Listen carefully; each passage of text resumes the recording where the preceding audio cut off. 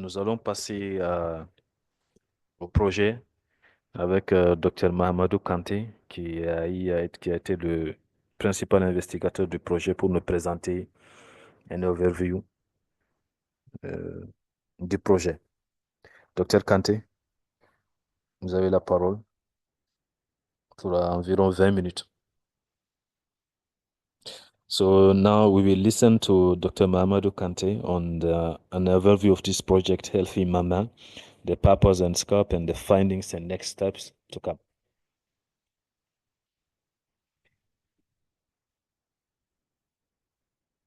Ok, nous invitons le panel à s'asseoir de l'autre côté pour que les gens puissent voir ce qui est en train d'être projeté. Merci.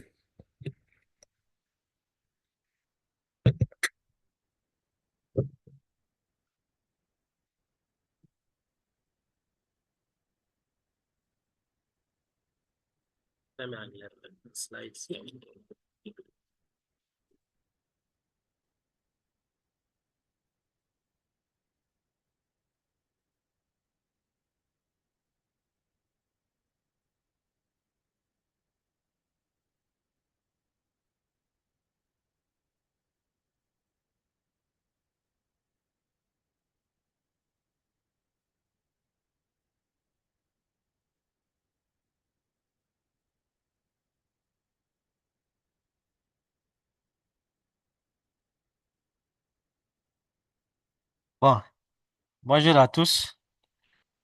Je pense que beaucoup a déjà été dit. Good morning, everyone. They've mentioned practically what I wanted to say, actually. Donc, l'atelier, c'est en quelque sorte un retour voilà, vers le public par rapport à ce que nous avons eu à effectuer durant le cycle de vie de ce travail-là. Voilà. Avant tout propos, j'aimerais vraiment qu'on applaudisse pour les directeurs techniques ici du CESCOM, sans qui ce travail, voilà, on n'en serait pas là aujourd'hui. Donc, Dr Ousmane Diarra, vraiment présent dans la salle ici. Quand nous l'avons approché, il nous a ouvert les portes de son centre de façon totale et son personnel, tout son staff nous a appuyés, aidés euh, pour la bonne marche de ce projet. Donc, so the project Healthy Mama, improving antenatal care attendance in Mali through SMS reminders. Donc, l'objectif initial, c'est d'améliorer la fréquentation des soins prénatals, donc grâce au rappel. Donc, le projet ECO est supervisé par Mats, le professeur Mats Malkovic, pédiatre, médecin urgentiste, professeur au département de la santé des femmes et des enfants de la faculté de médecine de l'université d'Uppsala. Donc, Diallo, slide. C'est bon. So in order to permit everyone to follow, I will do the speech in French and then the slides will be in English. So, pour comprendre un peu le contexte, donc, en plus de ce qui a été dit, donc la connaissance du lieu de consultation selon la littérature, les coûts des traitements et la gestion des complications liées à la grossesse déterminent souvent si une femme enceinte accède ou non aux soins nécessaires. Donc, dans de nombreuses régions, ce manque d'accès peut être fatal, malheureusement. Et il est prouvé aussi que la présence de personnel qualifié lors des accouchements, par exemple, est corrélée fortement à une baisse significative de la mortalité maternelle, donc notamment en Afrique subsaharienne, où les défis en matière de santé sont plus marqués. En parallèle, les manques de sensibilisation aux soins prénatals et à la santé maternelle demeurent un problème majeur. Donc, les femmes qui ne sont pas suffisamment informées adoptent souvent des comportements de santé inappropriés et consultent tardivement. Donc, ce qui aggrave les risques pour elles et leur bébé. Donc, cette réalité entraîne des morbidités et des décès qui sont évitables. C'est là tout le malheur, au fait. Donc, enfin, les visites prénatales régulières jouent un rôle essentiel à plusieurs niveaux. Elles permettent aux professionnels de santé de détecter et gérer précocement les problèmes de santé. Donc, d'éduquer les femmes sur leur grossesse et leurs accouchements et d'encourager aussi des comportements sains. Donc, ces visites contribuent non seulement à améliorer les résultats de santé pour la mère, mais également pour l'enfant à naître. Donc, la notion de pluridisciplinarité prend tout son sens à travers ce projet-là. Euh, donc, là, d'un côté, nous avons des chercheurs en sciences sociales, des chercheurs en informatique, plus le corps médical, qui se mettent ensemble pour trouver euh, des pistes par rapport à ces problèmes-là. Donc, ici, vous voyez une comparaison des taux de mortalité maternelle, MMR, so Maternal Mortality Rate, par continent, donc exprimé en décès pour 100 000 naissances vivantes. Donc, ces chiffres soulignent les disparités marquées en matière de santé maternelle à l'échelle mondiale. Ce sont les moyennes en Afrique. En Afrique, nous sommes autour d'une moyenne de 500, en Asie, autour de 95, Amérique, 70, et en Europe, 13. Donc, l'Afrique, les taux restent alarmants, très alarmants, avoisinant les 500 décès pour 100 000 naissances vivantes, ce qui en fait la région la plus touchée dans le monde. Donc, cela s'explique principalement par les défis structurels tels que le manque d'accès aux soins de santé, la pénurie de personnel qualifié et les difficultés économiques, et géographiques. Vous voyez qu'en Asie, le taux est nettement plus bas, 95 décès, c'est grâce à des améliorations dans l'accès donc aux soins prénatals et surtout à la modernisation des systèmes de santé voilà, dans de nombreux pays en Asie. Bien que les disparités régionales subsistent aussi dans ces régions-là. Les Amériques, un taux de 70 décès sur les 100 000, mais ces chiffres cachent des inégalités importantes entre l'Amérique du Nord, où les taux sont faibles, et l'Amérique latine, parce qu'il faudra faire attention, où certaines régions continuent de lutter contre des lacunes en matière de soins. Donc, l'Europe, quand même, par excellence, ils ont le taux le plus bas, avec seulement 13 décès pour 100 000 naissances vivantes, reflétant des systèmes de santé robustes, un accès universel aux soins prénatals et une éducation sanitaire généralisée. Donc, l'Océanie plane autour de 55 décès, mais il est influencé par la situation des petits États insulaires, voilà, où l'accès aux infrastructures médicales reste limité. C'est avec ces chiffres, il faudra peut-être faire attention aussi, parce que atteindre un niveau d'accès aux soins très élevé entraîne aussi, peut entraîner euh, un côté négatif si la sensibilisation ne suit pas. Je m'explique. Il y a l'OMS a un taux qu'ils appellent le taux de remplacement, donc qui désigne le niveau de fécondité nécessaire pour maintenir la taille d'une population au fil du temps. Donc, en tenant compte de la mortalité, mais en excluant la migration. Donc, pour les humains, ceci est d'environ 2,1 enfants par femme. Donc, mieux. En Europe, cette moyenne est actuellement à 1,46 enfants par femme, donc il est bien en dessous de ce seuil-là. Et à ce rythme, donc, l'Afrique semble être l'espoir mondial avec une moyenne de 4,1 enfants par femme. Ça, c'est des chiffres de 2022 de l'OMS. Donc, nous avons le Niger qui est en tête avec 6,7 enfants. Donc, il y a ces nuances-là. C'est vrai qu'il faut améliorer l'accès aux soins. Il faut faire attention aussi à ne pas être en dessous de ces seuils-là aussi qui persistent. Donc, euh, du coup, la fréquentation des soins prénataux reste désespérément faible chez nous, comme vous l'avez pu le constater, et malgré les efforts des structures de santé.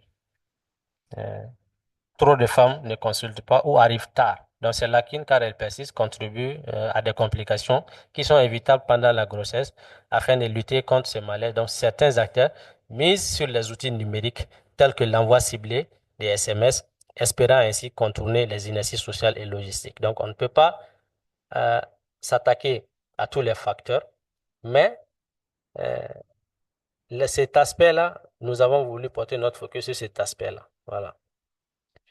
Donc, comment nous avons procédé? Là, c'est le cadre de recherche des systèmes d'information proposé par Kroholm et Gobel 2016 et Scan et al. 2016 aussi. Donc, ça structure la conception et l'évaluation des systèmes d'information. Vous pouvez voir s'il y a une articulation entre les objectifs théoriques et pratiques tout en tenant compte des utilisateurs finaux et du contexte d'application. Donc, les utilisateurs finaux sont au cœur, doivent être au cœur du processus de design. Ce qui explique pourquoi nous nous sommes déplacés à aller vers eux. Les utilisateurs sont qui? Ce sont les femmes. On les trouve où? Dans les centres de santé, dans les maternités. Donc, raison du déplacement et pour qu'elles puissent prendre part au processus de développement de la mise en place du système en question. Donc, en parallèle, les modèles centrés sur l'utilisateur, donc par SNAL en 2016 pour la conception d'applications mobiles spécifiquement en santé, le mobile health, renforce l'importance de placer l'utilisateur au cœur du processus de développement. Donc, les modèles reposent sur trois principes. L'implication des utilisateurs dès les premières phases de conception, l'adaptation aux besoins spécifiques et aux capacités des utilisateurs. Par exemple, le directeur a mentionné tantôt l'utilisation des appels ou des enregistrements. Donc, il faut prendre en compte que tous les utilisateurs ou toutes les femmes ne seront pas nécessairement en mesure de lire des messages écrits en français. Donc, raison pour laquelle l'aspect audio traduit en langue locale a été intégré. En troisième position, donc, la réalisation des tests itératifs pour garantir une utilisation intuitive et une efficacité accrue. Donc là, ce processus-là aboutit à un prototype qui peut aussi être à son tour itéré plusieurs fois jusqu'à atteindre un niveau acceptable. Donc, comment nous avons procédé avant? D'abord, c'est la littérature. Nous avons conduit une revue documentaire assez poussée, donc en utilisant les guides Prisma 2020. De la littérature a été, les bases de données utilisées sont PubMed, Scopus, Web of Science, Cochrane Library, AIS e-Library, Direct Science, etc., etc. Donc, les études similaires qui ont été réalisées à travers le monde entre 2014 et 2024 ont été recensées complètement. Et les risks of bias ont été aussi évalués à travers dans ces études-là. Et au total, nous avons identifié 12 cas qui répondaient à ces critères-là. Donc, des outils numériques qui servaient à faire des rappels par rapport aux consultations, à la prise des médicaments. Donc, il y avait des cas en Tanzanie, au Ghana ici, tout près, en Asie, Timor-Leste, des cas aussi au Pakistan ont été recensés. Donc, au total, c'est 12 applications qui correspondaient dans notre time frame là, 2014 à 2024, que nous avons recensées et desquelles nous nous sommes inspirés. Donc, ce travail-là a fait l'objet récent d'une publication qui a été mise en ligne tout juste avant-hier, donc dans BMJ Open. Donc, qui est disponible en open access, que tout le monde, que vous pouvez y accéder et lire le contenu. Donc, l'objectif, c'était vraiment d'évaluer ces interventions-là existantes et les examiner. Donc, les résultats ont montré que, les SMS sont parmi les interventions les plus efficaces pour augmenter la fréquentation des ANC, des CPN, en particulier dans les régions où les taux d'alphabétisation et l'accès à la technologie sont, sont extrêmement variables. Donc, la personnalisation des messages aussi, c'est-à-dire contenu linguistique, timing adapté à la grossesse, c'est-à-dire les phases, joue un rôle clé dans l'adhésion des femmes enceintes aussi. Les interventions réussies impliquent souvent une intégration des systèmes numériques, donc dans les structures de santé locales, pour gagner la confiance des bénéficiaires et faciliter leur adoption. Donc, nous avons constaté aussi que peu d'études mesurent l'impact des interventions numériques après et des défis persistent quant à la couverture du réseau, à la durabilité financière et à l'adaptation culturelle des messages. Donc, vous avez ces maps-là qui représentent un peu ce qui existait déjà avant nous, notre étude, de par le monde. Donc, vous constatez qu'en Afrique de l'Ouest, francophone, quand même, il n'y avait pas encore, ou bien assez peu, d'éléments par rapport à ça. Donc, ça, c'est une contribution majeure qui résout un gap méthodologique dans la littérature scientifique. Donc, cette revue a pu confirmer que les solutions numériques comme les SMS offrent un potentiel réel pour améliorer l'accès et l'adhésion au CPN dans les pays à faibles ressources. Elle a également guidé aussi le développement maintenant du projet Healthy Mama, donc en s'appuyant sur des approches déjà validées. Donc, c'est dans ce cadre que nous avons eu à approcher maintenant euh, ceux qui ont mené l'étude au Ghana, qui est géographiquement la plus proche de nous. Nous avons engagé les discussions et euh, collaborer ensemble pour mener à bien aussi la nôtre. Voilà. Donc ça, c'est un avantage en tant que chercheur dans la recherche scientifique. Vous n'avez pas à partir de zéro. Donc, on s'appuie sur les épaules de ce qui a déjà été fait et voilà, et on avance. Donc, Emefa, she's online, I think. So thank you very much for your cooperation. And il s'agit de Savannah Signature. C'est une ONG à but non lucratif qui travaille aussi euh, dans, par rapport à l'amélioration de la santé maternelle sur tout le territoire ghanéen. Voilà. Donc, voilà. Human Center Information System Design, donc conception basée sur, euh, sur l'humain. Après, un premier atelier a été conduit au sein de CESCOM qui a, en avril 2024, donc qui a rassemblé une cinquantaine de femmes.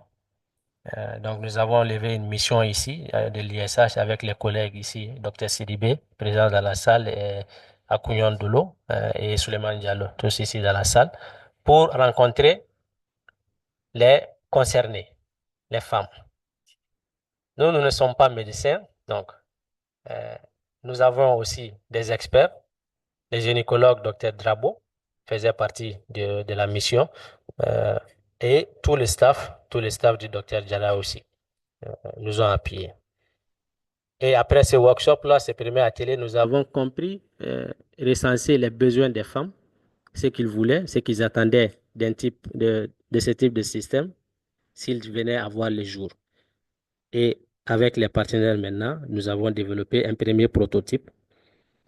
Et les partenaires ghanéens aussi nous ont appuyés par rapport au développement du contenu des messages que nous avons eu à valider aussi par nos experts, Dr Diarra, évidemment, et les gynécologues. Et le prototype a vu le jour ainsi. Et puis, nous avons procédé à quelques tests. Donc là, vous avez en bas à droite, ça c'est le premier atelier. Donc, le premier workshop avec les femmes et les experts. En haut aussi au milieu, une photo.